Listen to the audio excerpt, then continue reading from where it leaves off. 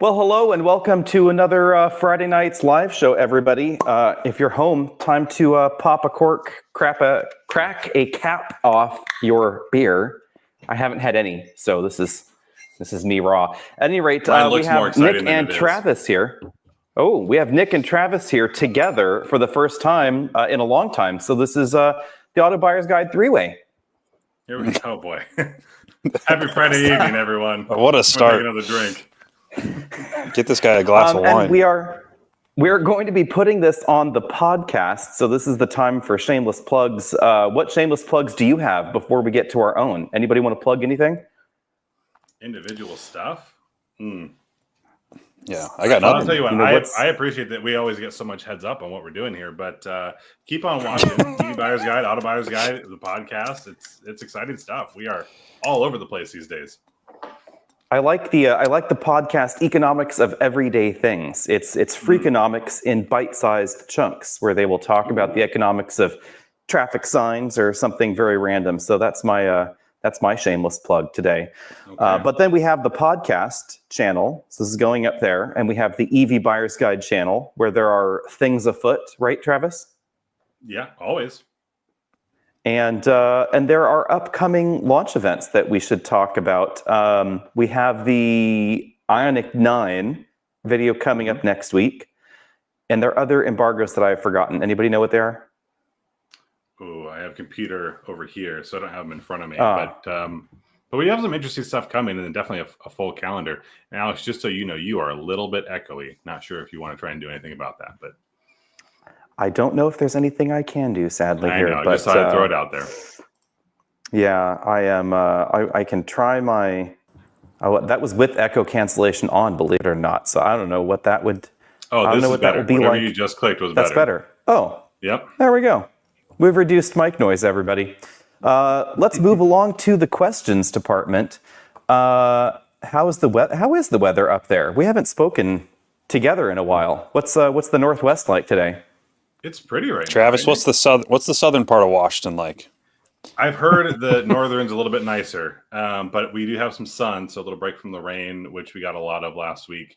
It's what we call like the fake summer. It's the faux spring where it's like, is it finally happening? And then we'll get more rain for a couple weeks, and then finally we get a little bit of something. So far so good. Yeah, it's been super weird up here. Like Travis said, it's been raining a lot. We're kind of in that transition to supposedly you're supposed to have another how many weeks of winter because of the groundhog. Whoever came up with that's crazy. But the groundhog. It's been the groundhog union. That's yeah, they unionized. But it snowed here. It snowed a couple inches just a couple weeks ago. I was filming in like torrential snow. Like you could almost not see me through the snowflakes. But then today it's 63 degrees outside and not a cloud in the sky. So yeah, it's a spring fake out. It'll be winter again in 2 weeks, I'm sure. A few weeks ago, I had to go chase snow. I had to go up to the mountains because we hadn't gotten anything so far this year. Yeah, no snow out there. It's just that's the weather. Yeah. Let's get to the questions though. We finally have a good one here. So the Honda Passport. That is fun. I was actually just talking with Honda today, and end of March is when we will finally get to drive it. I don't know. I think it is odd. I don't know about you guys, but I do think it's weird to have a car go on sale before it's been launched and reviewed in the traditional fashion. Is that just me being a traditionalist?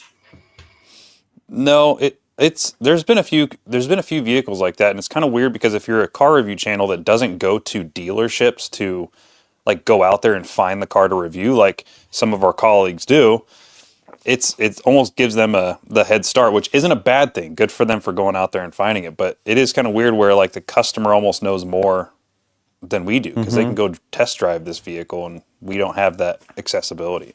So it is a little weird. I will say Honda has been. Go ahead. Oh, go ahead. I said Honda's been doing this more frequently lately, but Kia has been known to be. I mean, Kia's done this for ages. Like the car's on sale for months, and then we finally drive it in a thing. But what do you think, Travis? There. So it's frustrating because we want to go to these events, and one of the benefits of the events is some dedicated time with the vehicle. Hopefully the manufacturer has put it in a place where we can utilize it to its main purposes, right? So off-road or towing or whatever these circumstances are, highway driving, we get to be experiencing those, and we have time to go, hey, here's everything you need to know about it. But if we don't go make a partnership with the dealership and say, hey, can I drive one of your brand new ones? We normally don't get the flexibility that we would on one of these events. Right. Go do that, or we do go do that, then why would we go to the event? And obviously we want the event because the event brings good coverage. So it's tricky. I'm surprised how often it happens, where I'm still getting used to a lot of things here, but I'm surprised that we don't see them early every time. And I will say the one flaw with dealership-based reviews is you're not going to get much time with the car. Dealers don't want you to take a brand new car and put 300 miles on it, and then you don't have as much time with it to really assess it. Getting an assessment in 8 hours is difficult enough, but getting it in 8 minutes is really, really tricky. Last week, I don't even know what week it is. I'm not sure what side of the world I'm on anymore, but whatever week it was, I was in Busan and Seoul, South Korea, driving the Ioniq 9, I'm going to call it an EV9, from the one to the other over 2 days. And so, I've spent a lot of time in the Ioniq 9 at this point, far more than I would be able to get at a dealer. And that's going to be showing probably in our coverage of that product. But to the specific question, I don't understand why they do the things they do. The main logic, as I have been told, is that companies like Honda, et cetera, have to book a location and all the logistics that go with having a drive event for the press. And that department and that schedule gets fixed in stone. And it is not always tied with the production reality of getting the car on sale. So it could be that the Passport production actually was ahead of schedule, and that they were just like, hey, we're running ahead of schedule, let's sell this thing. And it didn't matter when the launch program was. They aren't gonna pay the extra cost to rejigger the event and try and move that launch event up by 2 months just because production happened faster than they thought. And then they're not gonna stockpile Passports when they could sell them. So that doesn't seem rational. I think with the Korean car companies, especially the models that are made in Korea, the reason that the events end up late is because they have to wait until they're guaranteed an allotment of cars for the event from headquarters, and that timing's just weird. Yeah. And also, I'm wondering if you agree with this, to where it doesn't hurt the manufacturer at the end of the day. Like, if they can get the car to the lot earlier, they're still going to make money. And our job, bringing the vehicle to the world via YouTube or Instagram or Facebook, we're still doing that job, and it's still having the same exact effect, yet the vehicle's already had a 4-week, 5-week, whatever amount head start. So it's almost like I can't blame them, because they're trying to go and get their bag. So it's like, if you can make a couple extra bucks before you really start making the money, then perfect. But it is kind of weird for us. Then they don't need to sell them. So I could get up on the roof and start yelling. I could climb up a redwood tree and yell as loud as I could, and Honda would not care at all. No. They wouldn't hear it, but they wouldn't care even if they could. So let's move on to this one. What's the difference between a PHEV and the Ram Charger? I'll let you tackle this one, Travis. Absolutely nothing. They're the same thing. If you want to get really, really technical, you can keep trying extended range electric vehicle or plug-in hybrid electric vehicle. Comes down to the one vehicle that's ever qualified as an extended range electric vehicle, which is the BMW i3, and that's because the gas tank was software locked, if you can imagine that, to only provide a certain amount of range of gas range, which was less than or equal to that of the battery range, which in this case would mean that the Ram Charger, to be an extended range electric vehicle, we need to block off like 90 or so percent, maybe 80, 85% of its gas tank, the 27-gallon gas tank, to be considered an extended range electric vehicle. But don't tell anyone, they're the same thing. Yeah. And this is kind of a funny thing, because we're actually, the Honda Civic Hybrid just went back. We had it this week here. And there's such a blurry line of categorization, and everybody wants to have their own unique moment and their own unique category. And we are starting to see this rise of vehicles that will drive like an electric car, but have a gasoline engine on board. And that's a category that we had seen for a while in the past, but not a lot of, the i3 being the main one. General Motors wanted to advertise the Volt as that, but it never was that. It really was the same system as a plug-in Prius, just with different batteries and different parameters of operation.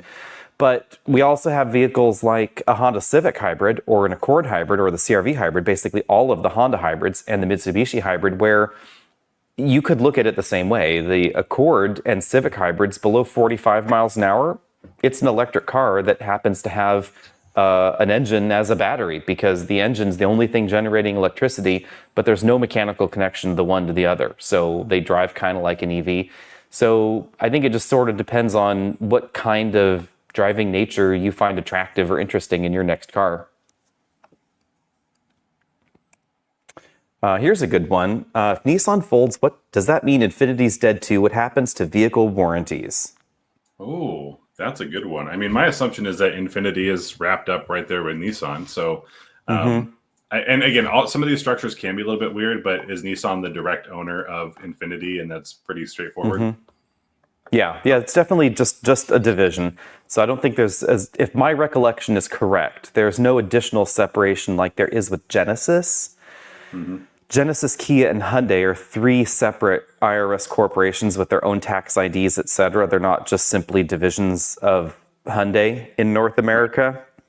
So the one could go bankrupt without affecting the other. In the Nissan portfolio, they're all the same. It just seems very unlikely that they're actually going to go away, because generally speaking, bankruptcies, especially for big companies like this, are merely about reorganization, dealing with debt and creditors. When General Motors went bankrupt, they didn't go away. When Chrysler went bankrupt, I don't know how many times has Chrysler gone bankrupt, really depends on how you count it, right? They didn't go away, they just turned into something different, and all the warranties were honored in this process. The question, I guess now, and just since no one knows, who would you like to buy Nissan, Nick? What company do you think Nissan should be married to? Oh man, yeah, because the Honda thing that fell through, didn't it? Yeah, that kind of fell apart. Yeah, put the kibosh on that. Apart. I feel like that would have been a good pairing if they could have brought kind of bust both worlds. I mean, it kind of has to stay in the Japanese family. So does it? I mean, couldn't we just have a game of 90 Day Fiancé in Nissan edition? And that's true. And then we see how that goes. Yeah, I don't know. I have no idea. That's really hard, because Nissan is in my eyes, Nissan is such a different company from all the other manufacturers. I don't know why I've always thought that. Maybe it's because I worked at Infinity, a dealership way back in the day. But like Infinity to me is like what Nissan should have been. And that's kind of, I also take that with a grain of salt. I'm also talking about 10 years ago when I worked there or whatever it was. But I don't know. It's really hard. I don't know what corporation or who they should merge with to make it a successful company. I don't know. What do you think? This is an interesting question.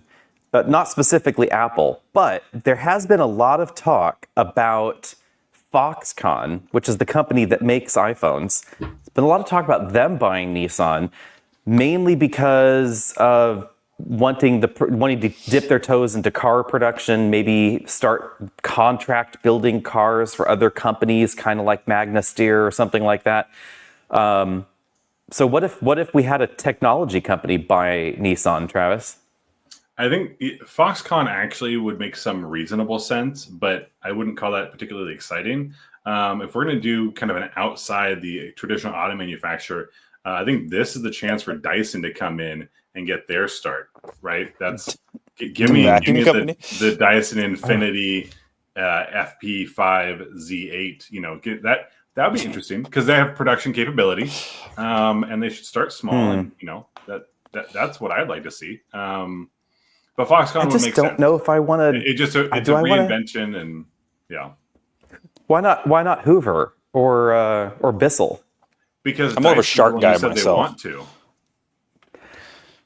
I don't know if I want to see a Dyson connection. I'm failing to see the synergy somehow. Maybe that's just me, but I had a Dyson vacuum once upon a time, and I bought into the hype, and I loved it for about a month, and then I was like, this is not a great. Then you realize vacuum. you spent, and then you realize you spent $1,000 on a vacuum. Yes, then I realized that I got my parents to buy me like a $700 vacuum. Oh, the guilt. I don't know, 25 years ago or something like that. And then I felt like I had to keep it. Hopefully my parents aren't watching.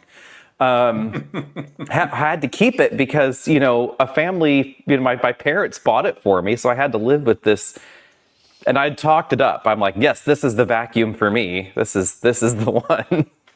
I'm a Dyson owner and I love it. The handheld is great unless you're trying to do the whole house that day. Then it gets a little bit inconvenient. But actually, my favorite Dyson product is my fan, which is on right now. It's real quiet, and that is worth its weight in gold because I like my airflow, and not having to hear it is a big win.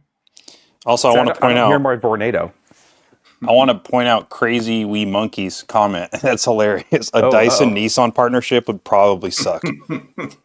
Oh. Yeah, was that on purpose or an accident? Now, I do have a serious question for you, Alex. Is that what is it? What is in it for the person to buy or merge or take ownership or whatever for Nissan? Like, what's in it for them? Because Nissan does so. Like, if Foxconn, someone that manufactures electronics, if they buy a vehicle company that has shown that they can't be a successful vehicle company, what can they bring to the table to change that? Because they make technology. I mean, I know there's technology inside of a vehicle, but like, if a vehicle company can't sustain themselves as a vehicle company, what is a whole separate sector going to bring that's going to change that? You know what I mean? Is it just cash flow, or is it technology that's going to set them apart, or is it? I'm just curious because it's like they haven't shown strength. That's a good question. I think that from what I have heard, mind you, because I'm not a business expert on this side of the auto business, but from what I have heard, it appears that companies like Foxconn or some of these other companies that have been interested in Nissan are interested in their car production capabilities. So they would be looking to sort of right the ship with some money right now, and then either contract out to other companies, startup companies that are looking to create one-off cars or small cars for the American market, or companies that are just looking for production capability, which there is a reasonable amount of. Say, Ineos, for instance, has been talking about producing an electric vehicle. They had a deal with Magna Steyr that fell apart, but maybe they want to have a small car contract manufactured, or Aptera, maybe they need production capability, etc. So that could be one avenue. Or they could also be trying to create their own kind of car. They could be working with Apple to create an Apple car, and maybe it's actually manufactured by Foxconn because they have that connection, and it's manufactured in a Nissan factory, not based on any Nissan, but companies that are in the business of building cars have the logistics and the footprint and the factory space to build a car, to ship a car, to make that all function. I also would say that looking at things globally is really important, and our impression of car companies in North America is logically very North America centric because we're a really big car market. So it's easy to get tunnel vision and just look at what companies look like in the US and assume that that's the way they are in the rest of the world.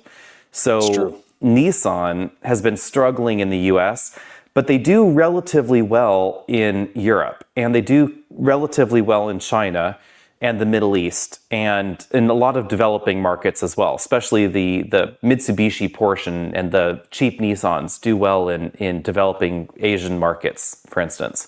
So if we go back to the Honda merger, realistically, the Honda merger makes a lot of sense if you look at it globally. If you look at Honda Nissan just in the US market, it made no sense. But in Europe, Nissan is much bigger than Honda. Honda is really more of a North American car company that happens to have their headquarters in Japan. So the vast majority of everything that Honda sells around the world is designed, manufactured, and engineered here in the United States. So when you look at everything that we get in the US, that's the majority of the models they sell elsewhere in the world. There are other cars that are specific to Europe and specific to their domestic market in Japan, but they sell in very small numbers. And then in China, the bulk of Honda's sales are not even designed or engineered by Honda. They're part of a joint venture program with a Chinese car company, and they're not based on any Honda that we know of. And even in that market, because that joint venture is only half owned by Honda, you can't really count all those sales anyway. So when you look at the global sales for Honda, North America is a huge percentage of that sales pie. It's about a quarter to a third of their worldwide volume, and the other markets are simply quite a bit smaller. So it's an interesting twist on that. And then Honda also sells a lot of engines. They're this octopus that has tendrils here and there. They do the motorcycles and the side-by-sides and the engines, etc. But all of that business is actually a very small portion of their revenue. So they're very much a car company that does other things on the side. I know that sometimes Honda likes to represent themselves as an engine company that occasionally makes some cars, but when you look at the revenue stream there and the percentage of revenue and where it comes from, they're a car company that makes engines on the side. That's how that works. But for Nissan, I'm not quite clear what the synergy would be for any other car company.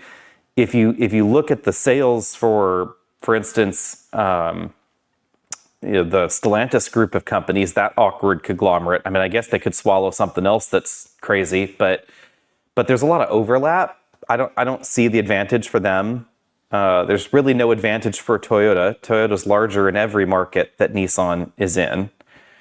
So it's an awkward one. I could see a Chinese car company maybe buying Nissan if the Japanese government would allow it, but would the Japanese government allow it?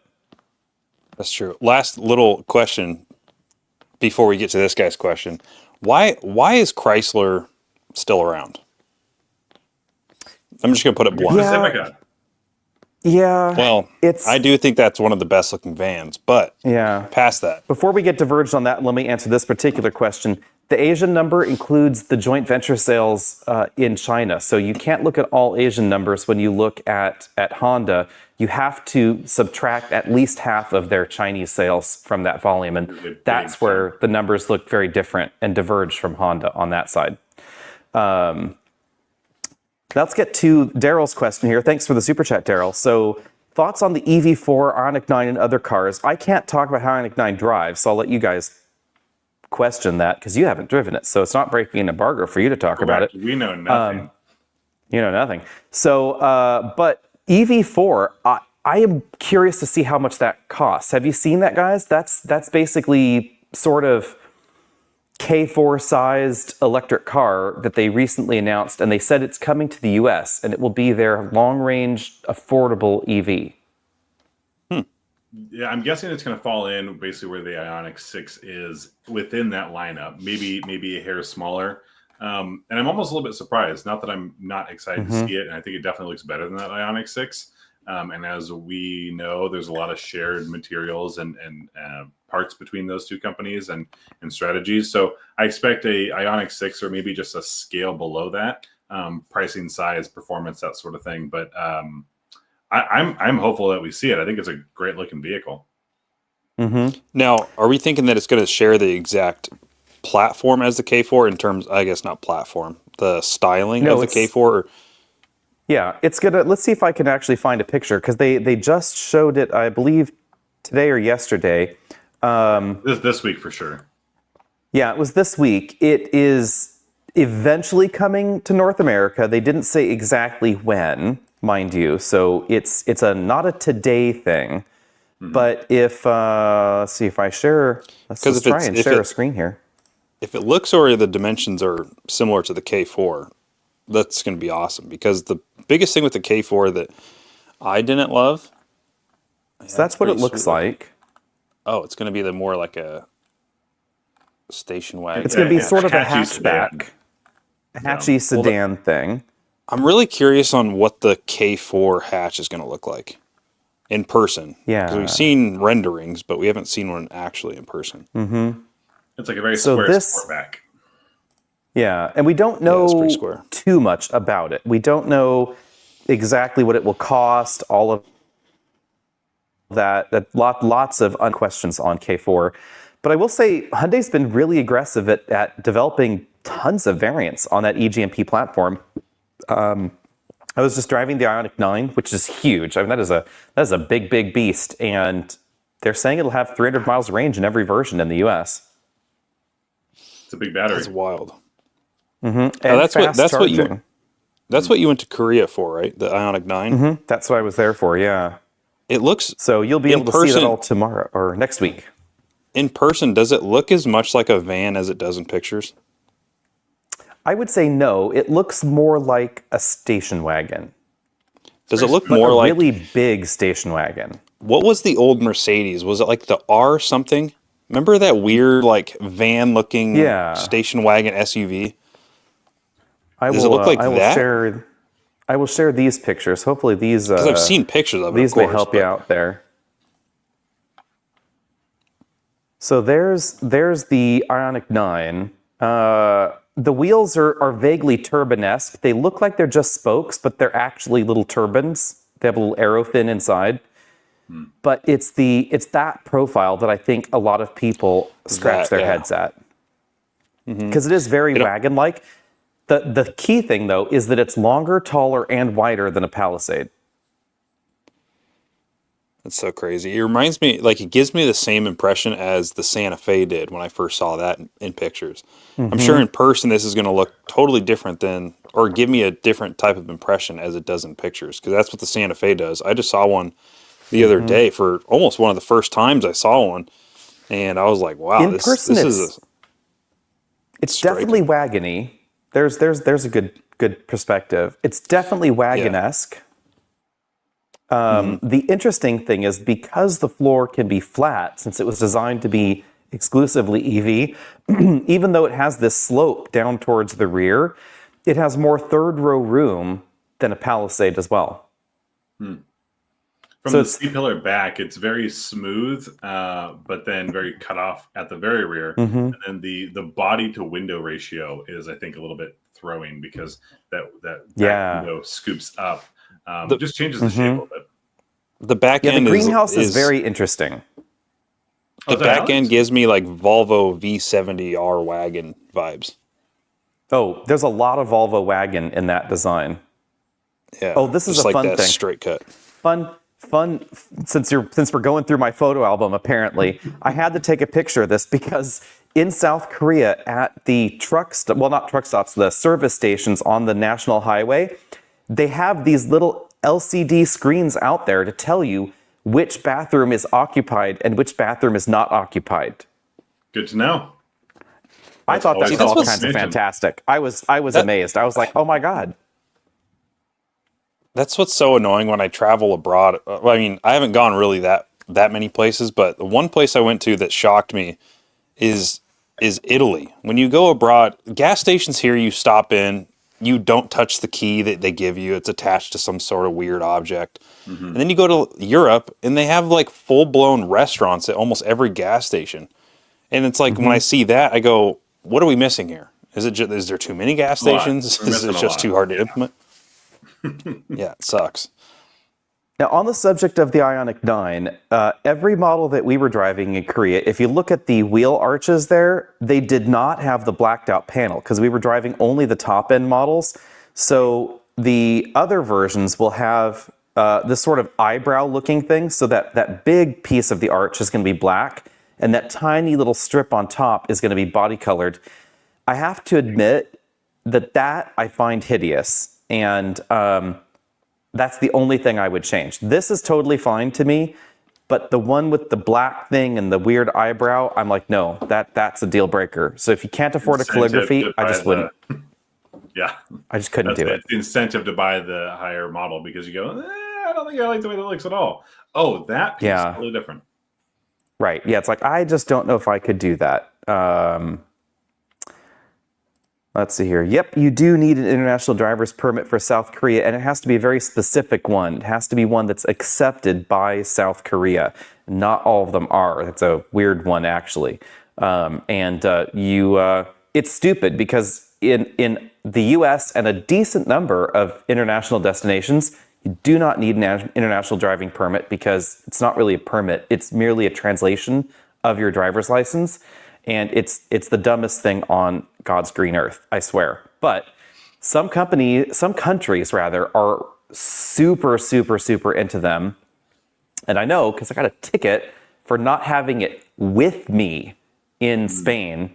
And they did not like my digital copy of it, which supposedly was acceptable in Spain, but not according to that cop. And it was a €100 ticket for not having your stupid license translation. So, just go to AAA and spend the $20. You'll save yourself some trouble. So Luke O is saying he's getting his Ford Maverick Hybrid in about a week. It'll be his first hybrid. Congratulations there. Wise choice on the Maverick Hybrid. Did you get the all-wheel drive one? All-wheel We will drive be or two-wheel watching. drive? Yeah. We'll be watching for you down there in the comment section. Let us know. Anything he should know, break-in, driving dynamics, etc. I would say generally no. Same driving dynamics and braking recommendations for a regular car. That's sort of the beauty of the hybrid is you get great fuel economy and that's kind of it. You get great fuel economy. Drive it. Enjoy. Yeah. Yeah. I mean, if you haven't been in a Maverick all that much, it's very spacious. I love Mavericks. I'm actually staring at one right now. My neighbor down the street just bought his he bought the first Ford Maverick. He waited months and months for it. And then as soon as they announced the 2024 refresh where they were offering all-wheel drive with the hybrid, he still had a Maverick. He ordered another Maverick, and then once that one came, he swapped them out. And he has I don't know what the color code is called, but it's like that reddish orange. And he says he loves that thing. So if this person, Luke O, if you got the all-wheel drive, the Lariat is all-wheel. Oh no, that's not him. Not Luco. Yeah. But if you haven't been in a Maverick all that much, you're going to fall in love. Especially with the hybrid, you're going to get great fuel economy, incredible fuel economy, really. Yeah. And I just had an eruption. My favorite color in the Ford lineup right now is that eruption green. So good choice, Luke. Luco, balling out. That is a British jacket. Thank you, Bright Lane Hog. So that would be the opposite of North Korea, although it was giving me communist dictator vibes. More of a PRC kind of vibe, if I'm honest. North Korea is the Mandarin collar. So I do have a jacket with that collar, and every time I wear it, someone who shall remain nameless at home calls me dear leader. So let's just say it does not leave the home very often. It just has your jacket than I have either way. So, did you see the ES90? I have. I only saw what you posted, and it looks. I mean, the silhouette looks insane. That's what we're going to see next week. We're going to see more of the ES90. Now I remember. Hopefully, more details. I am casually curious to see A, what the ES90 is like, and B, will the EX90 get some of the ES90 bits? And if not, why the heck not? Yeah, I mean, it just depends on where they were in production cycle and development. How much later did the ES90 start? How easy are some of those things to swap in for the EX? But it's a great looking machine, I'll tell you that much. And the EX90 is a great driving vehicle, so I'm sure that'll translate even better to a sedan carrying less weight, lower center of gravity. That seems like an absolute win. So do we know anything that's public record about the ES90, or is it just pictures? We know that it's going to be really long range. It's going to be also incredibly fast charging. So they have given us a silhouette. It's obviously a sedan. It looks very, very S90-esque. It would be weird for Volvo to really change the styling around. So it's probably going to be very sedan-shaped EX90, I guess. We don't know any dimensions or anything like that. I would not be surprised if it was bigger than the old S90, so more like the long wheelbase S90 that we get in the US currently. Because internationally, there have been two different lengths. There was a short one for Europe and a long one for China and the US, and over the years, they kind of merged them into more or less the long one for everywhere. It's going to be rivaling Lucid in terms of charge times and in terms of range and efficiency. That's the part that interests me, because Volvo has been really aggressive at electrification, especially plug-in hybrids, and creating electric versions of other things here and there. But efficiency hasn't really been their thing. I think Travis can attest to that. Yeah, it's not horrendous. There's worse out there, but they've been leaning on the performance end and not so much efficiency.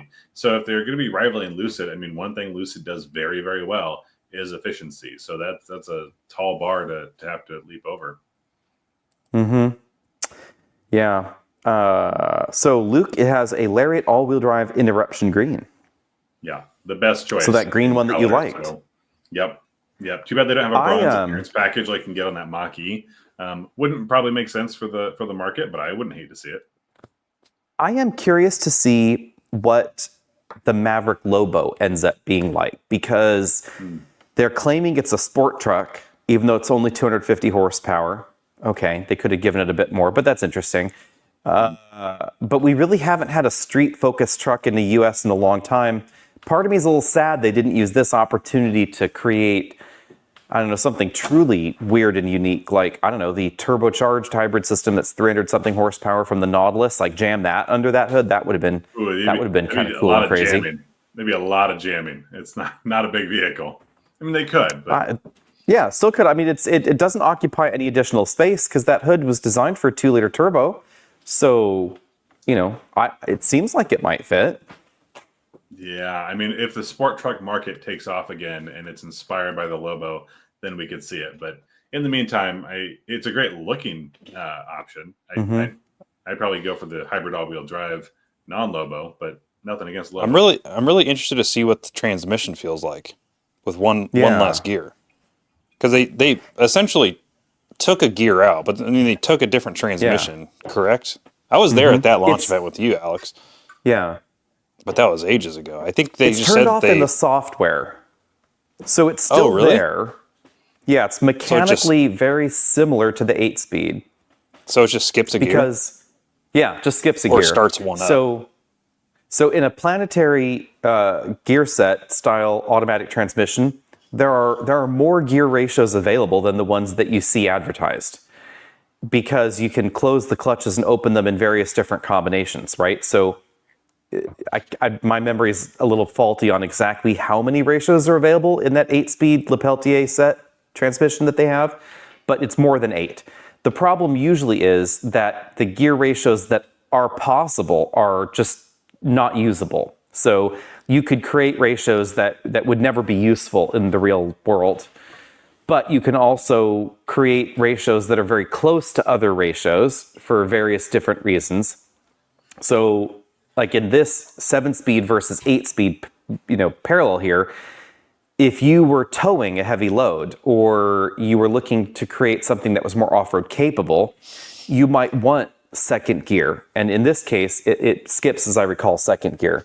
So you might want to have a gear that's halfway between gears 1 and 3.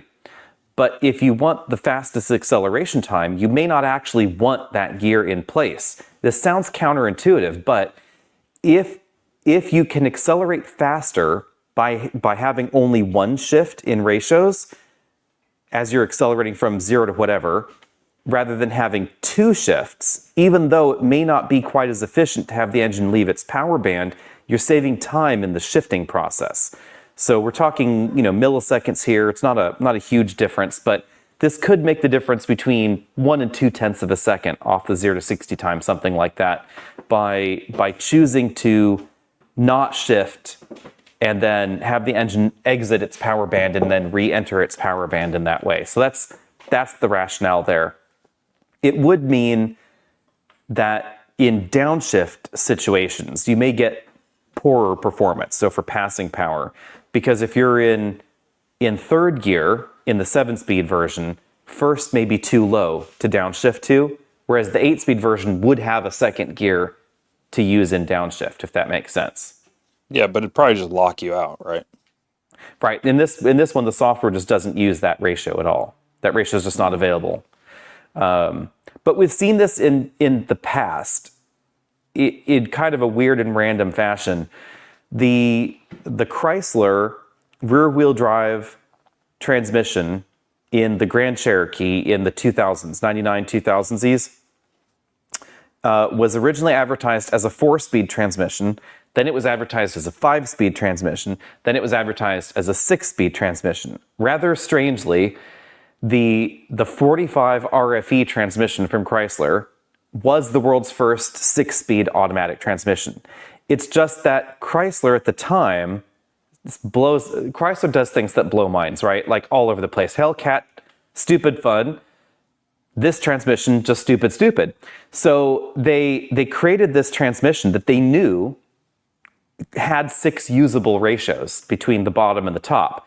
But they thought initially that people weren't ready for it, which made no sense. And so they only programmed it to use 4 of them.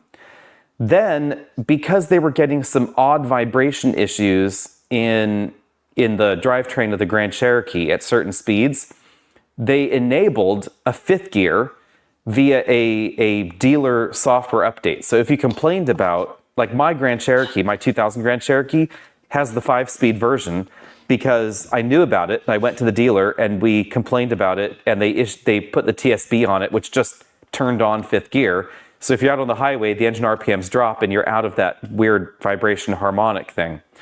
Then at some point, Chrysler was like, hey, let's enable 2nd gear. So it went, initially the software programming went 1, 3, and then 4. And that was, 1, 3, 4, 5. So then they turned on 6th gear, and then they turned on 2nd gear later. So that was kind of the order of this weird operation.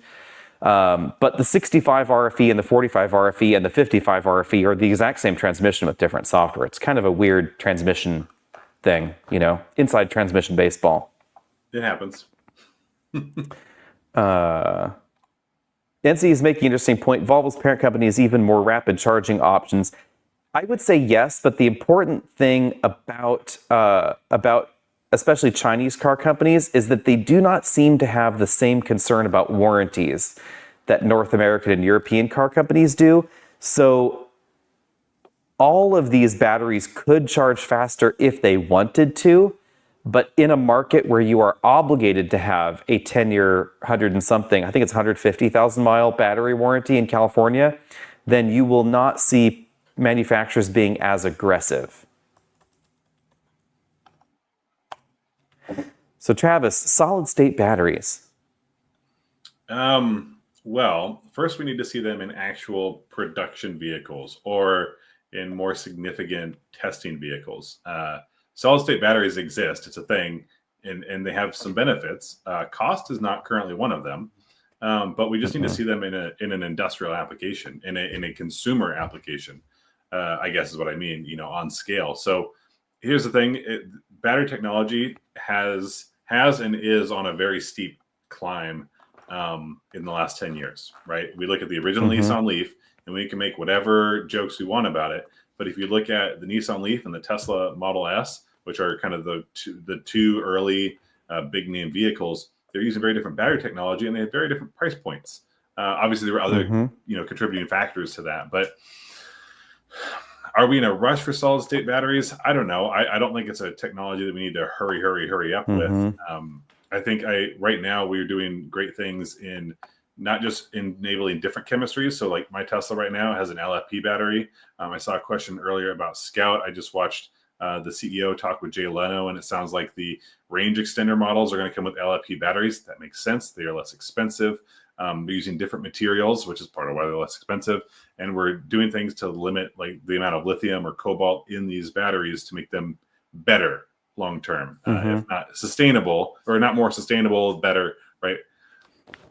Solid state's going to be a big leap. And we've been hearing it for a couple of years. And I haven't heard a manufacturer that says, hey, by the way, in 26 are solid state batteries coming. So I'm excited to see what it looks like when it hits the mainstream, but we're in my mind, we're still a ways away. And then when we do, there's going to be some costs associated with it. So I don't think we're in a rush, but it'll be cool to see how it really works, not just what we've heard or what the lab says.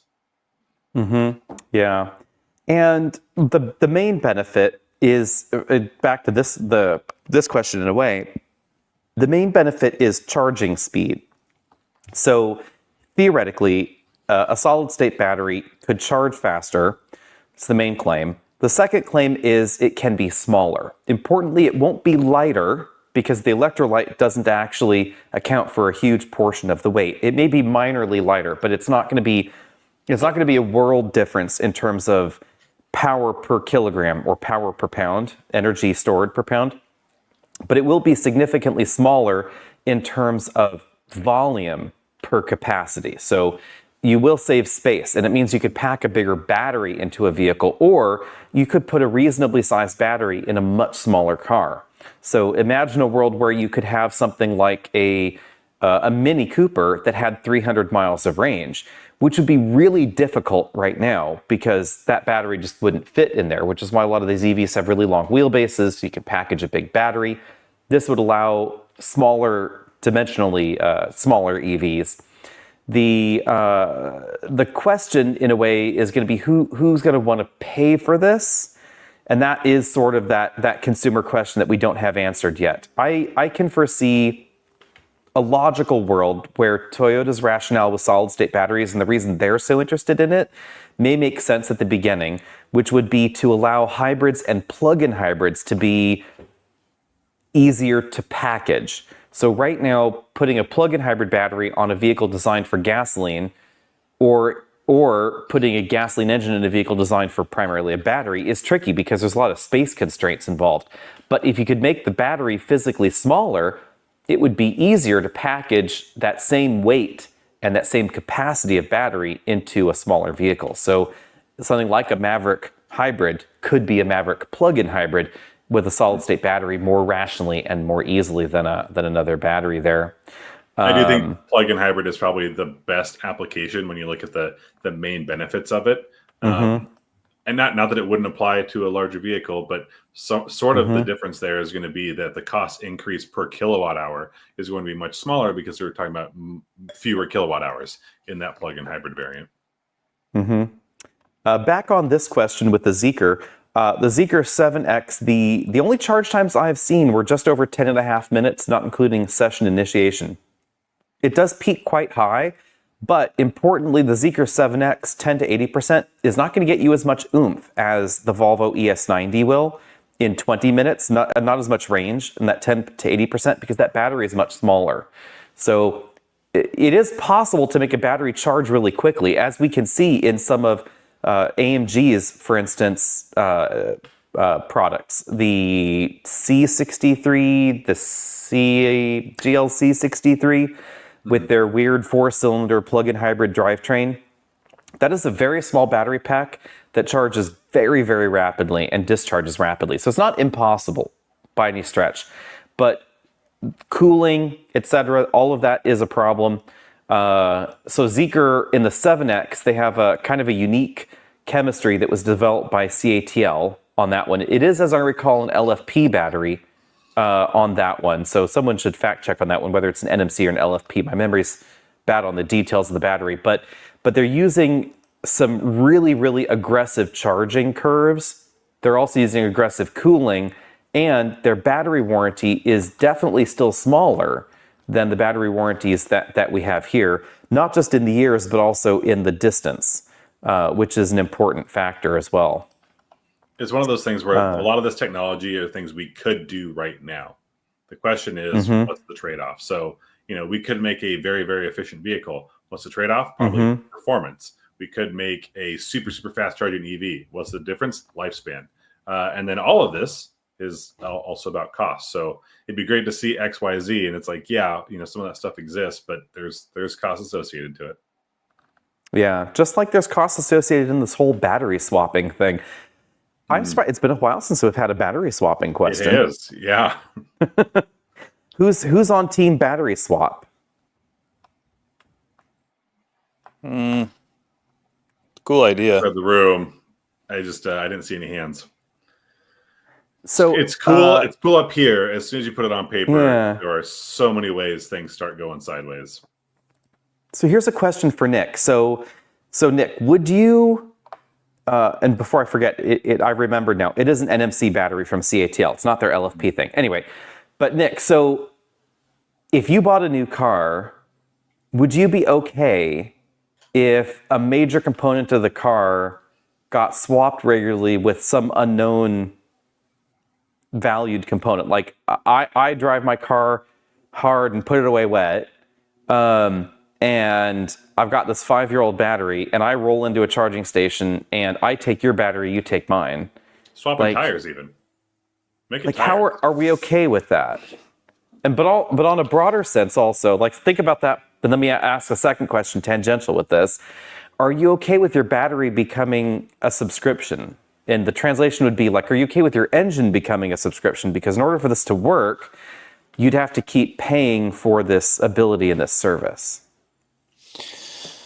To me, no, I would not subscribe to that. Like, I wouldn't want my vehicle to be a subscription service. I hate subscriptions in the first place. I think in the last 10 years, we've ruined consumption just with subscriptions, whether it's Dollar Shave Club or Netflix. It's just really annoying. And I can't imagine hopping in my car and thinking, I forgot to pay my subscription. Now I don't get another battery. I mean, obviously that's just like, if you haven't already subscribed to the channel, go ahead and click down below. That's different. We don't charge. We don't charge. But no, I don't know. If you want to pay us, you can become a member, or you can find us on Patreon. So, like, all those things. That's true. Or my Venmo's open. You can send me money. No, I don't know. It just seems like a slippery slope, especially here in the U.S. when. And now a word from our sponsor, the finest wine available in Los Gatos. No, I'm just kidding. Hey, if anyone knows people at Liquid Death, I'm trying to find someone there. Yeah. So if you're watching and you run Liquid Death, or if my good friends that actually own this winery, Rob and Diana, have actually chosen to watch, you can sponsor us too. I will. Mm-hmm. I give you money by buying your wine. You could give us money by something. So that's all I know. At autobuyersguide.com. Yeah. But no, subscription, that's kind of tangential. How do you feel about the subscription, Travis? Because I used to be very against the subscription, and now I kind of think I'm okay with it sometimes. It's all about cost, and then it's all about how you want to manage it. So, for example, if there was a specific series that I wanted to watch, I'll preface this with, I don't have cable, so I do all streaming. But if there was a specific series that I wanted to watch, and I knew all the seasons were going to be out either this month or in the next couple months, what I would do is I would subscribe to that service. And then when that series ended, unless I found something else on that platform that I wanted to watch, I would cancel my subscription. And then I would go subscribe somewhere else. And the difference. Now, did you actually cancel? So I only have a couple, and I do rotate through them pretty regularly. So I haven't found the need to cancel, and it's still cheaper for me than cable. And one of the big things is things like not just TV shows, but movies. And that's another one. So before this, what was my option for movies? Well, let's go Blockbuster days. Here we go. We got to go out and go get one. Okay, now it's Redbox. Now I can run out to any store, and there's a DVD I can get for a couple bucks. But you do that 4 times a month, and let's say it's $3 per movie, then I've already got a subscription service, and I still had to pay for TV or cable or something in the meantime. So it all comes down to cost. If my battery was a leased or subscribed product, then I would care infinitely less than if it was my own battery, because trust me, I'm very, very protective of my own battery. I take very good care of, these sorts of things. And I know it's more than most people. No harm, no foul, but that's different for me. So if this was, I would still probably treat my battery, if it was leased, well. I just know other people might not. But let's just say that my car was, I'm going to pick a random number, right? I paid about $40,000 for my car. If it was $8,000 less, but there's a subscription, and that subscription is going to carry on, unless I was someone who planned to never have a car payment, then it wouldn't bother me, because I know if I do the math, it might come out cheaper. And then I'm never worried about my battery that day. The only time you run into an issue is if you're doing a long distance road trip, you happen to have a pretty degraded battery. And then part of that program would be, hey, by the way, guys, this battery ain't it. So I need a better one. But it could work. But I don't want to subscribe to my battery, because that's a very different product to me. It's renting and buying a house, two different things. But renting, renting a truck for the weekend Like that's something I would do. Yeah, I don't know. It's complicated, but I wouldn't do it because we got to have all these batteries sitting on standby. Yeah, it doesn't work for me. VinFast said they were going to try this battery subscription, and then they backed away. Yeah, I was sad about that. Now, battery subscriptions make no sense to me because, again, how people treat the batteries and just, what if you get the dud and they claim they're going to test them all, but, how this works exactly and is a little mystifying. I would assume that you could, of course, have some sort of battery health monitoring on board with the battery, and the battery management would be contained in that unit. And it would know that once the battery health dropped below, 90% or something like that, that you would take it out of circulation and do something with it. But that's an unknown. We don't know how these things go. I will say that the services in China are not exactly cheap.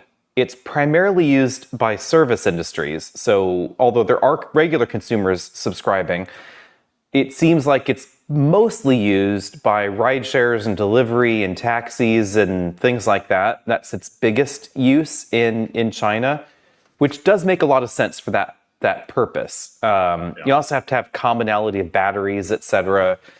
Tesla gave this a whirl, but for high performance vehicles with batteries, it gets trickier because you're liquid cooled and disconnecting the hoses becomes a little bit more complicated. It's not unsurmountable, mind you, for people that are typing already.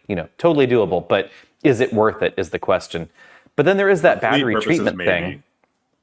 Yeah, so it's like on the EX30 that we had occasional thought, maybe we'll buy it when the lease is done and keep it as a company car.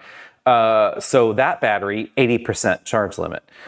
The Blazer EV, that puppy's going back to GM when its lease is over. So 100% all the time. That is full, just hanging out there, plugged in, make sure that battery's topped off all the time.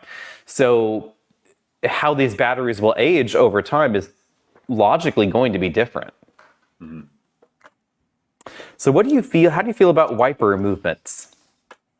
I kind of like the wipers that move crazy. They should just move in some sort of funny pattern, just because that's what the Germans have always done. It seems like I want a German car with a weird windshield wiper. I want a mono wiper. The one big one. I know where you can get that. Yeah. But I love the fact that Mercedes didn't just have like one wiper going back and forth. Like Jag tried that, and that was stupid. But theirs had this extraordinarily complicated armature that basically created like an M shape on your windshield. And so it bopped out and got the corner, and then it went up and then kind of ducked down and then kind of bopped back out and did the other corner before going down. That was a fantastic wiper. It's proper window cleaning technique, right? You come across and you swoop up and then you go. But it's a lot easier. It was probably like this. It was probably like $5,000 to replace when it went wrong, but it was cool. That's why you lease it. The thing for me is I'm not sure. I haven't had enough time in either to prefer a 3-wiper layout or a 1-wiper layout, because for me, I'd like to not notice my wiper, and I don't know if one big one coming across that field of view is worse than 3 little ones just always being in view. Anything is better than like a bus where they're not in sync. Alex, didn't you do a test? Overlap is great. Didn't you do a test between the Cybertruck mono wiper and? Oh yeah, the Cybertruck's wiper was bad. I mean, that's just stupid. That was a great test, though. That was an entertaining video. Yeah, it doesn't. I think part of the problem is it's so large that it doesn't have as much pressure on the window as other wipers. But also, there's just no way you can move this arm as quickly. So there's one thing we really noticed because it started to rain, and we had both of them, and I was like, wow, this wiper is not moving very quickly. And I would assume it's just too large. There's just too much mass to really have it wipe as rapidly as a regular set of wipers would wipe. You'd have to have a little baby one on the other side that just covers a percentage of. But then it just looks silly. Hey, if you're on an aircraft carrier, they have a piece of glass that spins, and it spins the water off. So perfect. Rubber's not the only thing, but it is probably the best thing at the moment. Living in an area that is constantly raining, Rain-X works, but that's not something I think I'd ever really bother with, because you put it on so that you don't have to use the wipers, but inevitably you're going to have to use the wipers, and every time you use the wipers, you're rubbing off the Rain-X. Yeah, that sounds like a great way to keep selling a product. I'm not saying it doesn't work, and actually for vehicles that don't have a rear wiper, I'd say go ahead and Rain-X your rear window. That could make sense. Or if you have an all-glass roof and your kids think it's the coolest thing in the world, go ahead and put some of it there. But yeah, like a water repellent for the windshield is a product for that is not for me. Just give me a good wiper. I'm so strongly against your opinion. Rain-X is my life. If people don't know me and Travis, I mean, I only have like during the summer, obviously I don't need it, but in the winter, if I am driving, granted, I don't have a commute anymore, so I don't really need it all that much, but I used to buy the Rain-X like it's a cleaner / repellent. I could drive on the highway and not use my wipers at all, and it'd be downpouring. But you're right, though. It does wipe it off, and at the end of the day, I would say that it probably ruins your windshield wipers faster than not having it on there, just because you're adding chemicals to rubber. And rubber is inherently very easy to destroy. And then you have to pay for the wipers. It's just a slippery slope. It's just, we need to get rid of the wipers. It's not cool. When it works, it's awesome. But it's just not a route I want to go down long term. And we've talked about vacuums, windshield wipers. What other consumer products do you want to know about? Back on the wife swapping, or battery swapping here. Oh, yeah, what? Hold on. Wow, it's like, that got me. This is how I see it somehow. Like, my battery is precious. Like, why would I want someone else to have my battery? That's like, for me, this is the equivalent of going to a 1970s party and throwing your keys in the bowl. Like, no, I don't want to. I want to know where my battery's been. Thanks. No, thank you. I need to know where my battery's been. You can't go into it as it's your battery. You'd have to drive away from the dealership, like get pushed to the nearest exchange, get a battery, and now it's not yours. So here's the thing, though. So for a battery that's about the size of the battery in a Kia Niro EV, or the smallest battery now available in Ioniq 5, that size battery, about 70 kilowatt hours gross. In China, it's between $140 and $150 a month to only get 6 battery swaps a month.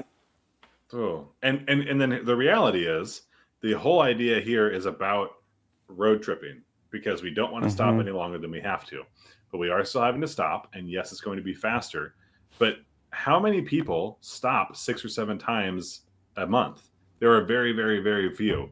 And actually, for this to work, you would need it to be scaled up, because that's how things are going to get less expensive. So I can understand that here's the why, but just practically speaking, it just wouldn't get used. I don't fast charge hardly ever. The last time I did 6 or 7 charges in a month, it's because I was driving from here to California. Then you need it, but it wasn't too bad stopping. So yeah. That $1,800 a year for something that you wouldn't use very often just seems like a false economy. That I think is the core problem. And this seems to be why most car companies have really distanced themselves from the battery swapping. It doesn't seem like, at least in North America, the Chinese market is quite different, because intrinsically the charging infrastructure and the populace buying EVs is different. So if you're living in a denser urban area, as by and large a lot of car owners in major cities in China are, that you don't have the ability to charge at home as easily as you do in North America. And this is where, again, I have to direct a lot of people back to, yes, Americans live in apartments, we live in condos, we live in high rises, but generally speaking, those people do not buy cars in large numbers. They buy cars, but when you look at who's buying a new car, it is overwhelmingly, disproportionately upper income earning, single family home owning, suburban dwelling, married couples that are in their 50s to 60s. And these people can charge their car at home because they have a garage, they have the funds to buy the car, to buy the charging, and to install it. So that is the reality of who is buying a new car, and why some solutions work in some places and they don't work quite as well in other markets. I'd rather see the delivery or the mobile robot battery delivery service at an apartment Mm-hmm. complex that goes into its little dock, and you schedule your charging, and it comes out and plugs you in or whatever it is, right? And you get 10 kilowatt hours, and then it moves on to the next one and move on to the next one. Show me that before we go mainstream battery swapping. Mm-hmm. Mm-hmm. Before we get to Audi, I have to defend Rob and Diana Jensen. Their wine is not cheap. Their wine is lovely, and you can go to Testarossa.com. It's so called because he learned Italian in school and then studied abroad in Italy, and he had red hair at one point in time. And you can go there and buy their lovely wine. They would really appreciate that. But at any rate, they have a fantastic story. I buy wine from people that have a fantastic story. Divergence of a moment. For people that change careers, we've all changed careers, right? All three of us have had like life-changing things that have changed the trajectory we thought we were on. The owner, the couple that owns this, Rob and Diana, they were both software engineers, and then at some point in time, they were like, "Hey, let's make wine in our garage." And then that turned into a winery that occupies a huge building in Los Gatos. They're actually I think the largest winery in Santa Clara County.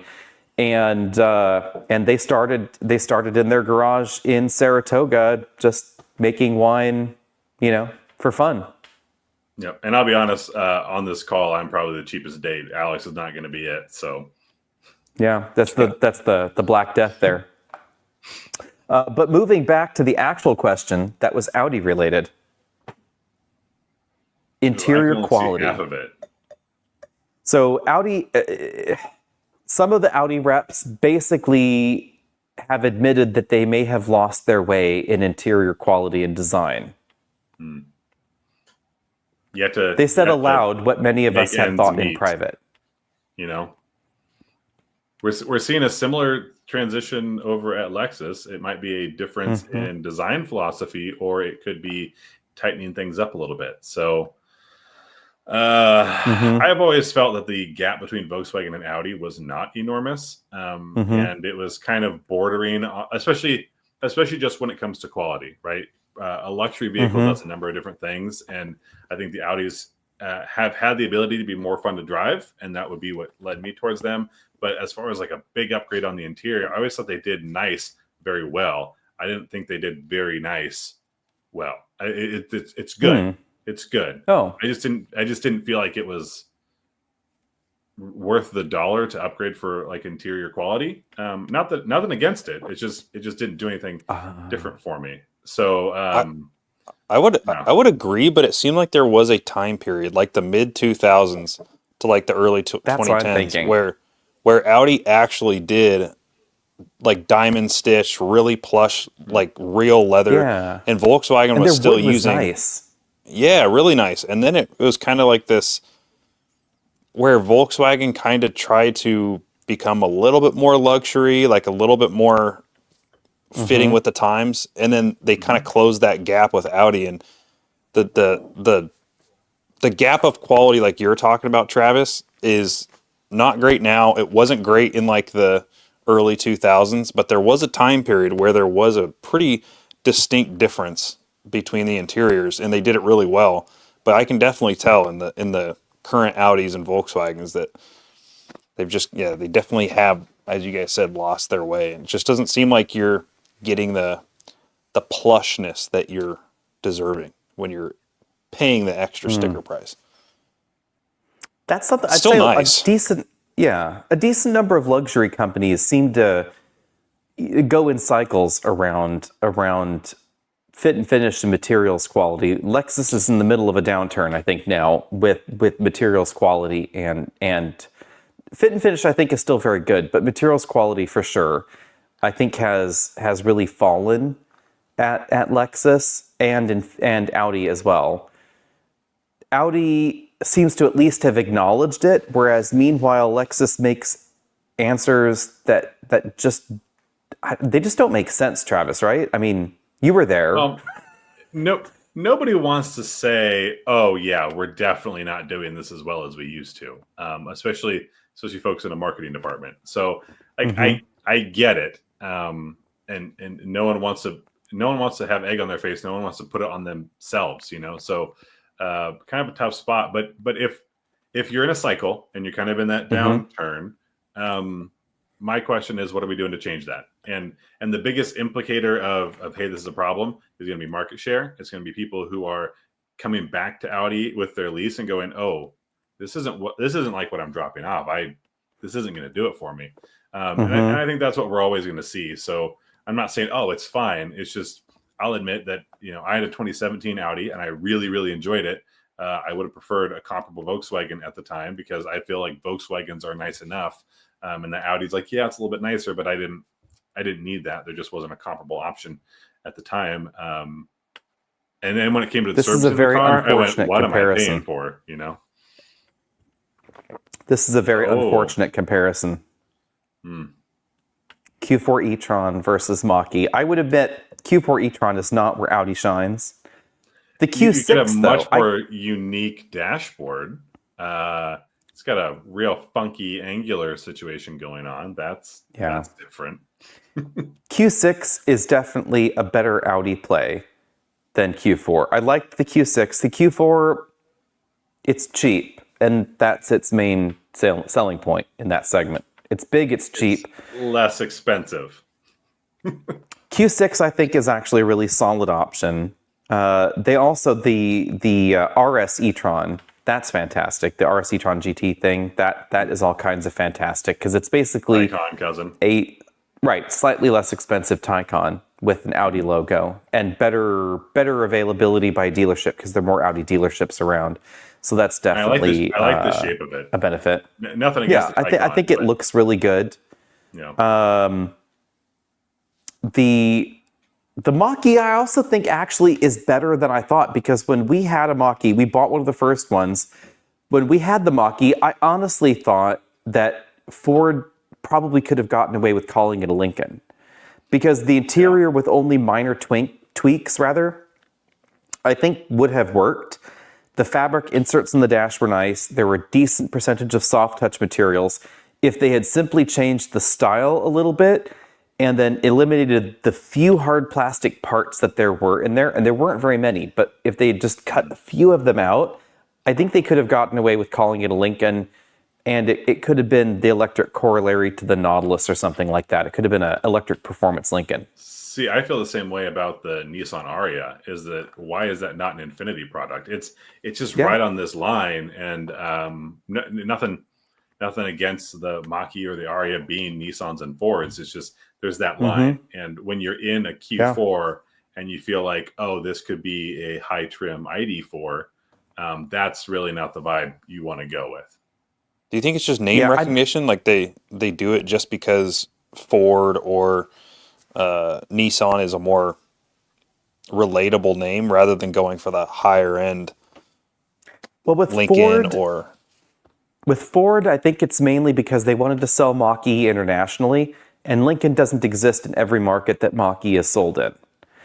And I think that's very similar with Nissan. So Infinity does not exist in actually quite a lot of markets in the world.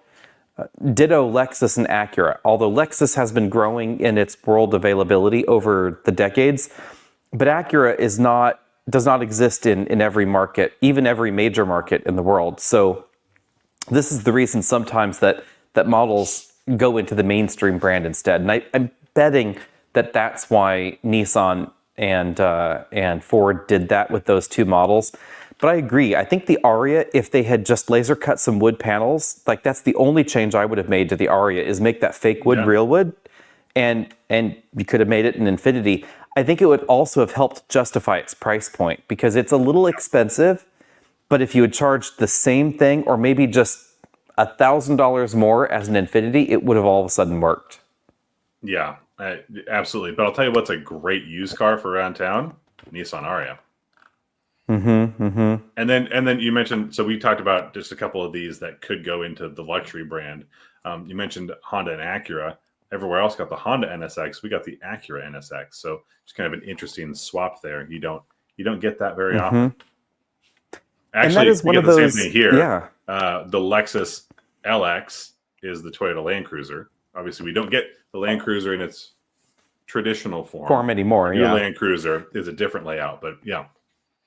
but that's basically the same rationale. There was the because for the longest time, Acura did not exist in Japan, and so it didn't really make sense to call it an Acura, if that Yeah.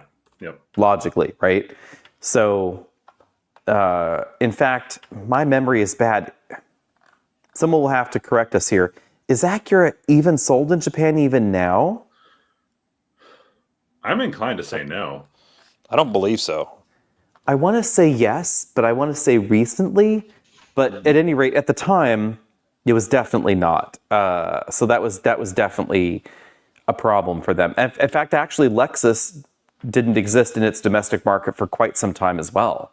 So that's part of why we saw Crown continue and some of the other models, the high-end Japanese models, why it wasn't as much of a problem to have a really expensive Land Cruiser, and still isn't a problem to have a really expensive Land Cruiser with the Toyota logo on it in Japan, and the Lexus side, because they didn't have that brand. But also, it's sort of like in Europe, BMWs and Mercedes are taxis. So having a Mercedes E-Class as a luxury car and having a Mercedes E-Class function like a Crown Victoria doesn't blow the European sensibility, because they have a lot less expensive versions of these cars. And Mercedes also sells models that we have never received in North America. Much smaller, cheaper, compact cars, etc. E-Classes with tiny engines, E-Classes with fabric upholstery, etc. All of these things have existed for quite some time in Europe. And so Mercedes is this monolithic brand that sells everything from commercial vehicles, trucks, buses, vans, cheap, affordable transportation. Not as cheap as a Renault, but, more affordable than an E-Class in America. A's and B's before the C, right. But we don't have those here. Right, all the way up to a Maybach on the same dealer lot with the same logo on the hood. Doesn't seem weird to them, but for Americans, it seems weird that you have a luxury brand with affordable things. Mm-hmm. And there's this perception that it cheapens the brand somehow. I think we may have missed a super chat from Drew a little bit earlier. Not quite sure where that was at. Oh, here we go. There we go. Thanks for letting us know, Drew. Am I old? Wow. No. Thank you, no. He ages like fine wine. Let's just move on from there. Drew, I tried to get you back here, and I missed the super chat. I wish I hadn't. Sorry, I wish I had. How old do you think I am? My goodness. Oh, careful. We're going to get a lot of numbers here in that comment section. Lots of numbers. How much older do you think he is than me? That's the question with that. It'd be interesting to see who gets the average that's closer to their actual age. If people our age I don't know. That's a world I want to live through somehow. If folks have been watching and know the numbers, no cheating, but I'm curious. Back to plug-in hybrid Maverick. Are we ever going to get one? Yes, we could do that. We should. We should. I'd even accept a front-wheel drive plug-in hybrid Maverick. I was at the Oregon Auto Show last week, and I swapped between the Maverick and the Bronco Sport, and I went, you know what the Bronco Sport is missing? Maverick powertrains. You know what the Maverick's missing? Ford Escape powertrains. I do love some BS there. That's what I refer to the Bronco Sport as. Yeah, I would love an all-wheel drive hybrid Bronco Sport. Give me that. Ford claims, and I call BS on this thing with the BS, that they claim that the hybrid system, that their off-road demographic wouldn't accept it. Okay, cool. If there's an off-road demographic, they're not really shopping for a Bronco Sport. So, hey, now, that's where I'm at. I'd buy one. Hey, plenty of Subaru owners are out there doing things maybe they shouldn't do in their Subarus, with their Subarus. That's true, but they in fact, a majority Crosstrek, right? So a majority of the off-roaders here in Washington State like if you were just to say you go off-road this many times, I would say 90% of those people are either driving a Subaru or some sort of Ford SUV or something of that They would sort, like a benefit from a Bronco hybrid. Sport. And then there's the few people that actually have off-road purposed vehicles. So there's a market for it. So when you say off-road, that's a huge, you can't see my big hands, range. but that's a big range. Yeah. Yeah, for sure. It's like, what do you consider off-road is sort of the problem there? Because a lot of people think that if you go on a gravel road, you're off-road. I think any road that you can't take a normal sedan on is I off-road. film off-road. There's a little trail I have to drive. I mean, it's clear and there's nothing on it, but that's off-road. I mean, I live on a gravel road. Everybody that watches our videos on a regular basis has seen it. And we get lots of friends that come up very, very infrequently. Like normally we'll see them somewhere.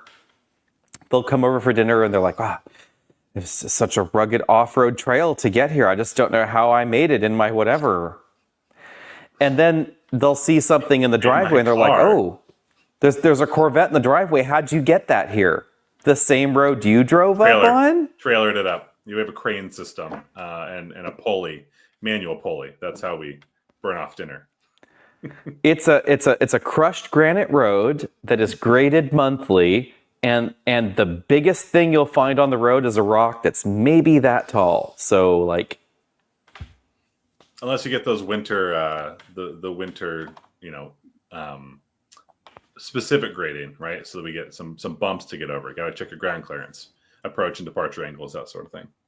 We do add small water diversion channels now and then just to get the water to go in the gutter where it needs to go. But I mean, they're not that big. They're like, off-road, inch and a half, 2 inches tall. It's off. Yeah. Let's see here. What do we have here? Gary is asking, do you know if Hyundai and Kia have developed next generation hybrids over the years like Toyota's? Can't help but notice the lack of refinement on the 2012 Sonata compared to the 2023. They have made significant improvements since then, 2012 to 2023. The interesting thing, I think, is are we going to get the Palisade with the 2.5-liter turbo hybrid? They're in Korea. We saw them on trucks, so it's not breaking an embargo because we haven't been sent anything. But it's funny, the Hyundai people were like, hey, there's going to be a product announcement somewhere. And we're like, is it the Palisade? They're like, Palisade what? I'm like, guys, it's literally on a truck driving on the freeway here for all to see and photograph. But yeah, we're going to get the Palisade. And in Korea, it has the 2.5-liter turbo that we've seen in other things. So that new 2.5-liter turbo with the 8-speed, or the 2.5-liter turbo mated to the 6-speed hybrid transmission, which is an interesting twist. So it looks like that one's going to be 335 horsepower, somewhere around there, maybe about 30 miles per gallon in the Palisade. Yeah, Hyundai and Kia and Genesis, right? I think a lot of their production and investment and R&D has gone towards electric, and maybe they have scaled back a little bit on hybrid overall, but it's not like they have like a.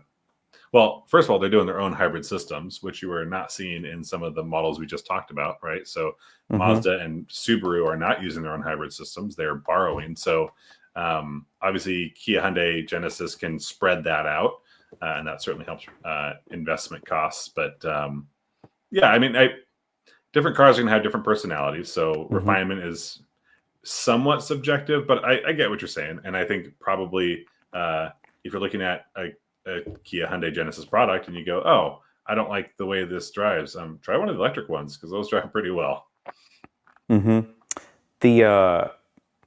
If I'm remembering my numbers correctly here, I believe Hyundai Kia says that 25 to 30% of their volume in 2025 in North America should be electrified. So hybrid, plug-in hybrid, or EV.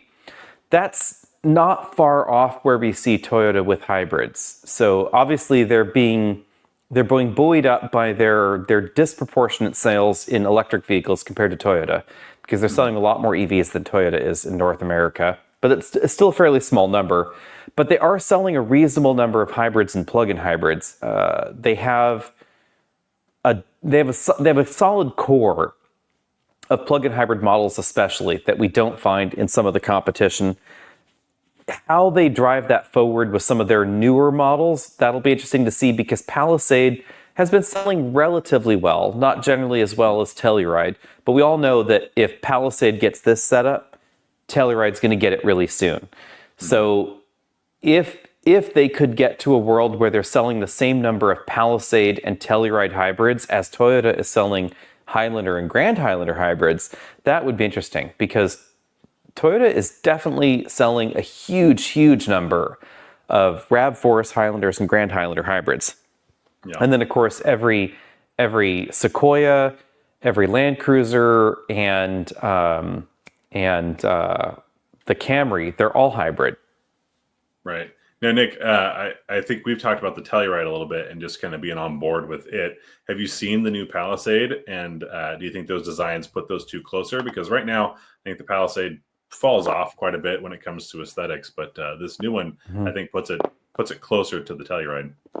Now, are you talking about the pictures that Alex has of the vehicles on the truck, or yeah, different? with the Gillette front grille, I believe is what you called it, right, Alex? Oh, correct. Yeah, that's right. Yeah, that's an interesting look. Now, correct me if I'm wrong. My it's Friday. I've had one beer in me. Have you seen that in person, or is that still yet to come? I saw it there, but obviously we weren't allowed to drive it or anything like that, because it's in Korea. They're driving on the road. They're on sale now. The only thing we don't know yet is when are they coming to the U.S. and what will they look like when they're in the U.S. All of that. That is still a little uncertain. I mean, not hugely uncertain, because if you look at the trajectory, if there's a model in Korea and there's a model in the US, they don't ever create a different one for us. It's the same one. They may call it a different name.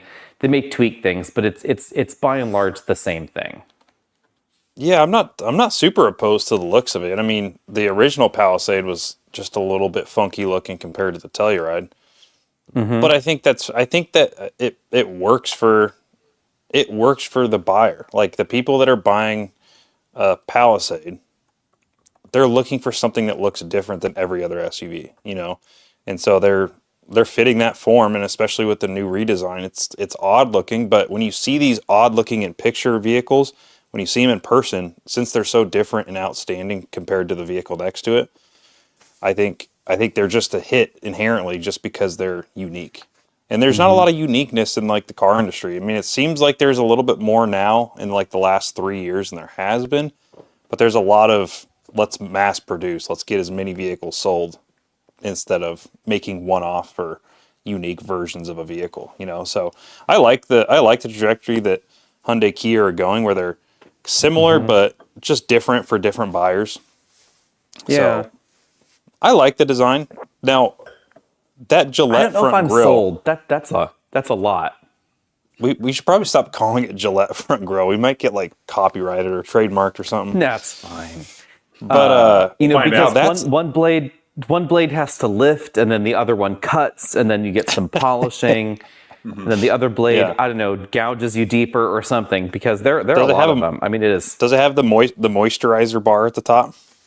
I think actually, honestly, I think I'm getting that with the hood line. That's the hood line there. It says that strip. Yeah. Did you notice that you have the cascading DRLs on the side, and then sort of hidden on the inboard side are these really slim LED headlights that appear to be perhaps body colored in some portion of the headlight module? It's kind of an odd design.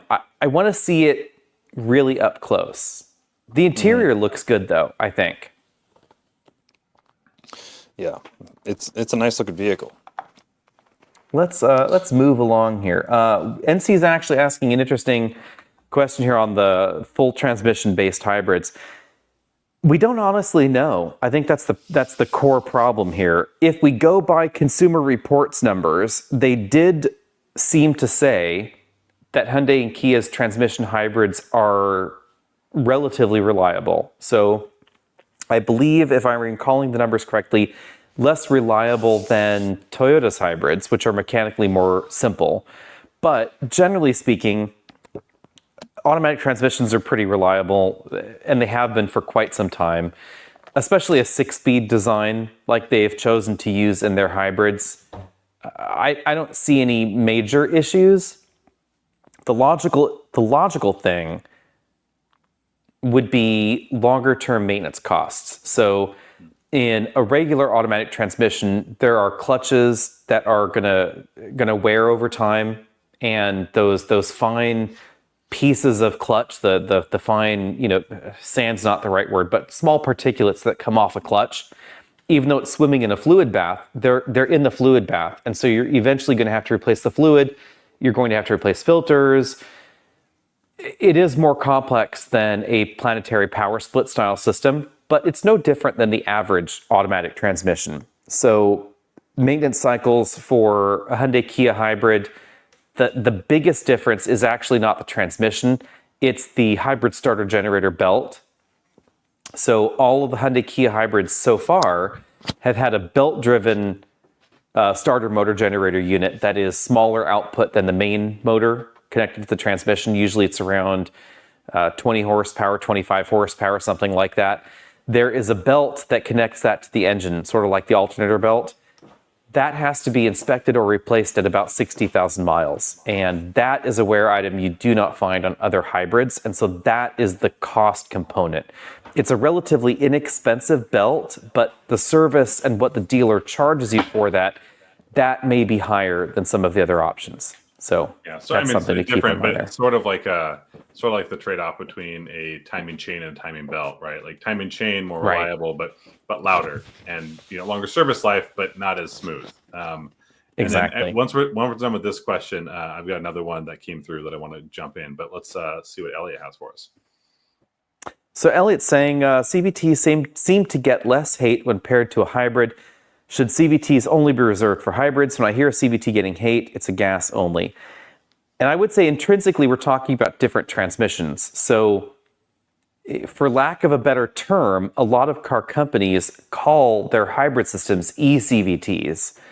But except for some Nissan hybrids in relatively limited applications, the Rogue hybrid, for instance, once upon a time, there really haven't been very many hybrids that have used an actual CVT paired with a hybrid system.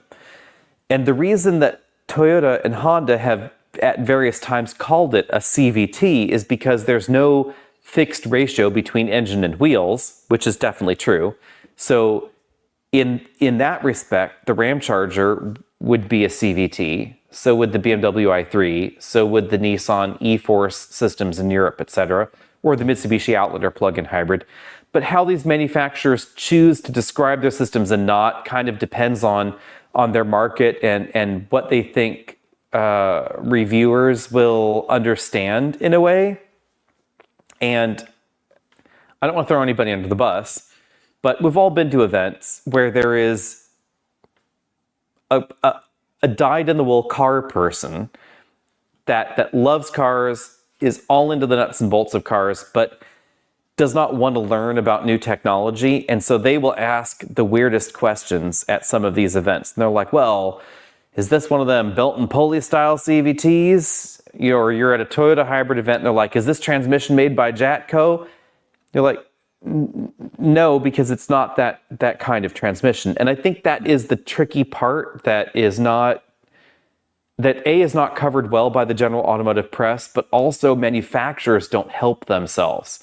Because anytime that Toyota or Honda or Mitsubishi or anybody else that's doing this calls it a CVT or an eCVT, they're not helping the differentiation, I think. Right. And I think part of that's on purpose because they're not trying to create a new thing for people to learn that could be too different from what people already expect. So I actually think the answer is that hybrid folks are more open to a different driving experience, especially if it's their first hybrid. So if they're getting that CVT wine or whatever this is. They're ready for new technology, and I think a lot of the folks who are getting the gas engine just probably aren't as much. But it looks like we got some info on that belt. Yep. So Handy Payton, thanks for reaching out on the cost to replace. They charge $350 in Wisconsin to replace the belt. You could do it yourself, of course, too, because the part is quite a bit less than $350. But yeah, it is considered a wear item on those vehicles. If you wanted to risk it, the HSG belt is one of those things where if you were okay with getting stuck somewhere, it's not going to cause any damage if you don't change it. That is an important thing to mention. So it's not like having an interference drivetrain engine, like say a Honda with a timing belt and not changing the timing belt on time, where if the timing belt dies or shreds itself, etc., or you skip a tooth, that you can have serious engine damage. That's not going to happen with the HSG belt. You're just going to get stuck somewhere. On the other hand, it is a wear item that I am surprised that they have not tried to address, because they could have gear driven the starter generator or chosen a different style of belt that would maybe last a little bit longer. It is just a regular V belt, a multi-layer V belt there. And I am surprised they didn't opt for something that may have lasted 100,000 miles or so. But in the grand scheme of things, although it will affect your total ROI and your cost of ownership calculation, $350 after 60,000 miles is not the worst. No, not bad at all. If I may, the question I saw earlier was asking if there's any specific vehicle that we have had a different impression of than kind of the vast majority. So I was just curious, of the last 6 months, has there been something you've driven or spent time with that people love or hate, and you kind of end up on the opposite end of it? The only thing I can think of right off the bat, and also I don't know if you guys addressed it, but I'll answer this question. But Drew McReynolds has asked about the ADX 45 times. Can we answer that, or have we answered that? There is a drive scheduled for that. I have lost track of when it is. It is soon. It's next couple week. Months, I'd assume. It's next week. No, it's literally next week. There we go. Nice. Next week. I was going to let Alex answer that one, but I don't remember when the embargo is. So, yeah, Travis, on this question, sorry, do you care, Alex? No, you go ahead. Yeah. The one vehicle I can think of, I've driven two different ones, but before I got my hands on the current generation WRX, before I was in this position, I heard people since it was released saying that it needs the extra horsepower, it needs this, it needs that. And then I did drive the TR and the TS, which are pretty refined, more sporty versions of the WRX. But I don't find really that, like, on public roads, I don't find that it needs more horsepower. And so it's not necessarily I went into it thinking that it was going to be great and it was bad, or I thought it was going to be bad and it was great. It's just more so like, it's more of a realization when you're on public roads, especially with a manual transmission. Like, you can have fun with the vehicle and not break the law that bad. If the WRX, and I'm only using this as the one example, there's a lot of other vehicles that fit this bill, but it has less than 300 horsepower. If it had 300, 350, that's a significant amount increase to what it already has. And so like, you're going to be breaking the law a lot easier. And it's easy to get carried away. So before I go on and on, I think the WRX, especially the TS, is a fantastic vehicle. And I don't think that or the Supra needs any more power. I would say my opinion generally just comes down to the specific thing, difference from other publications. People misunderstanding either EVs because they're not thinking about who buys them. So I do see a lot of people, even people I know well in the industry, that say, oh, this range is too short, or the charging is too slow, or whatever issue they may have with the EV. But I have to come back to who buys EVs and who buys new cars. So if not to mention EVs, just of the 13, 14 million cars that are going to be sold this calendar year, 90% of them are going to be sold to people living in suburbia. So if you're having an urban charging problem, that's not the majority. If you live in a place where you don't have a garage, you're not the people that are buying cars. And I would say that by and large, people that review cars, generally speaking, if we're talking about the bulk of the automotive publication people, they generally, not that the three of us look like the average car buyer either, mind you. So, but we do not look like the average car buyer. And I would say if you cannot think about how that person is buying a car and thinking about a new cars, then there's a problem, and there is a disconnect in that way. So if you live in San Francisco or Manhattan and you rent, and that is your world, and you cannot think outside that world, then it's going to be a disconnect between your experience and the people that are actually buying the majority of new cars. And that's not to disqualify the fact that there are people that live in Manhattan and in San Francisco and wherever that buy new cars. I live in rural America. I buy new cars, right? But by and large, rural America does not buy new cars. That's not where most of the new cars go. So if you can't think the way a suburbanite would think and interact with the vehicle and understand their situation, you're not really understanding the majority of new car buyers. I would then go and then say my second thought is that a lot of car reviewers just don't like cheap cars. And I think there's a great place for cheap cars because not everybody can afford $48,000 for the average new car in America. Some people want to buy a $25,000 car, and there aren't many of them. Mm-hmm. No, fair point. When I read the question, the first thing that came to mind, because I think I have two, and neither of them should be terribly controversial, but the first one was the Mitsubishi Outlander. So I went and drove that a couple weeks ago, and there's a segment who really appreciates it, and then there are a lot of people who don't, and the sales numbers kind of shows that, right? It is not the leader in any particular market except for within Mitsubishi, which is also impressive and interesting. It's the flagship model, but it's also the flagship sales, and you often do not get those two in the same space. But driving the Outlander, if you were closing your eyes and driving it around, you go, "Oh, this thing's underpowered. What am I driving?" But if you open your eyes and you see what's around you, and you go, "Oh, this is interesting." It's one of those cars that you talked about. 48,000 is the average transaction price. We're very close to it, right? Over 45. You can get a fully loaded Mitsubishi Outlander, every single option. And we're talking about some nice options: big open moonroof, upgraded stereo system, quilted seating, that sort of thing. Ventilated now for 25. All of it for under the price of an average new car. And you can fit 5, 6, or 7. 6 or 7's a technicality, but you can. But your sacrifice is the engine. And that's okay, because most people are putting around town where you don't really need a lot of engine. Yeah. So that's one where I went, you know what?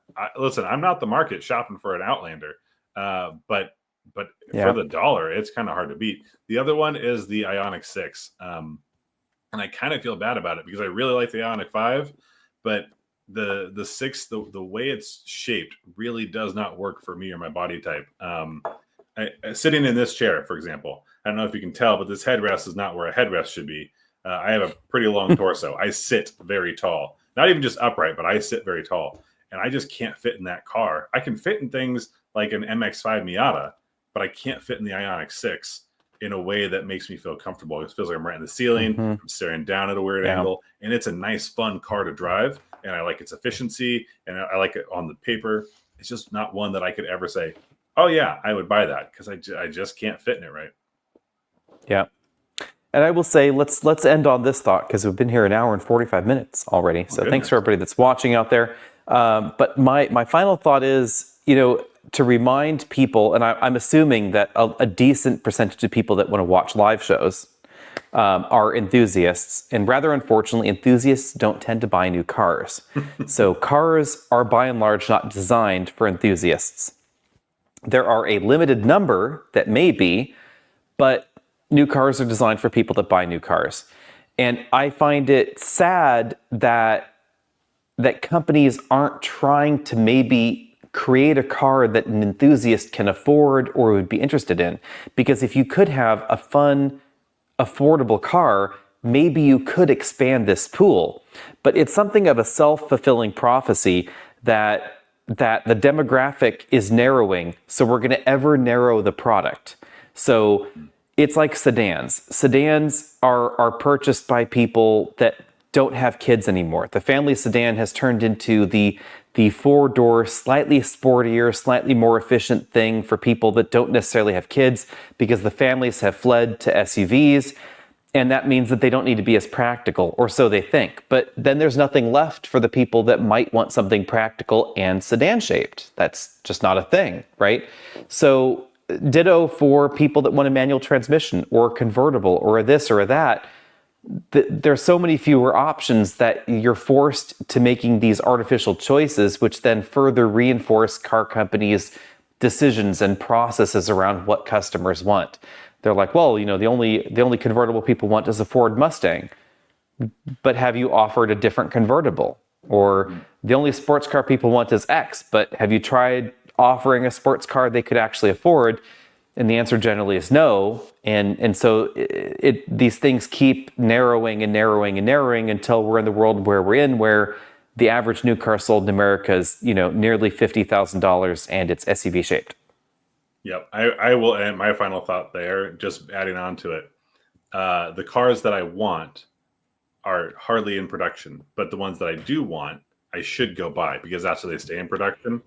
And the miss there that I fully understand financially in a business practice, but I'm wholeheartedly disappointed in, is that the new Honda Prelude does not come with a manual hybrid, because we saw it in the CRZ. I'm not saying it was the best application. And I'm not saying that, but I want an electrified vehicle. I want better fuel economy. I want low end torque. I still want my manual transmission, and you just can't get any electrified vehicle with a manual. So if that one existed, I'm not in a rush to trade in my Model 3 right now, because it's really good on paper and financially. And I thought, well, that one I might need to go buy to show that somebody's buying them, but they didn't make it, and I understand why, and so I won't be buying it. It's a self-fulfilling prophecy, like you said. Mm-hmm. So what about you, Nick? What's your final thought? I got nothing, honestly. I'm like reading these comments, and it's just, these people are killing it with all these questions. I'm honestly shocked. I haven't been in a live stream for quite a while. These questions are blowing my mind. Some of these people know way more than I know. I don't even know that's are they secretly media? Uh-oh. There will soon be an opening at the Auto Buyer's Guide.